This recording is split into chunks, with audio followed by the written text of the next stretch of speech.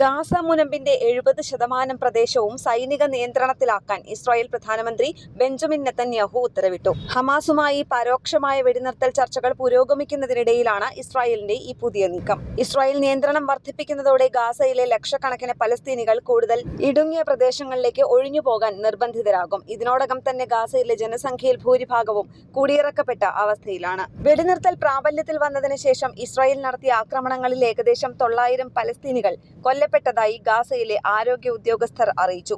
ഒക്ടോബറിൽ ധാരണയായ വെടിനിർത്തൽ കരാർ പ്രകാരം നിശ്ചയിച്ച അതിർത്തി രേഖകൾ ലംഘിച്ച് ഇസ്രായേൽ മുന്നേറുന്നതായാണ് ഹമാസ് ആരോപിക്കുന്നത്. ഇസ്രായേലിന്റെ ഈ നടപടി മേഖലയിലെ സംഘർഷം കുറയ്ക്കാനുള്ള എല്ലാ പ്രതീക്ഷകളെയും തകർക്കുമെന്ന് അവർ മുന്നറിയിപ്പ് നൽകി. നിലവിൽ ഗാസയുടെ 60% പ്രദേശവും ഇസ്രായേൽ നിയന്ത്രണത്തിലാണ്.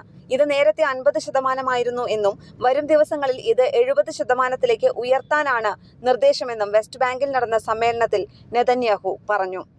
ഇന്റർനാഷണൽ ഡെസ്ക്, കേരള പ്രണാമം.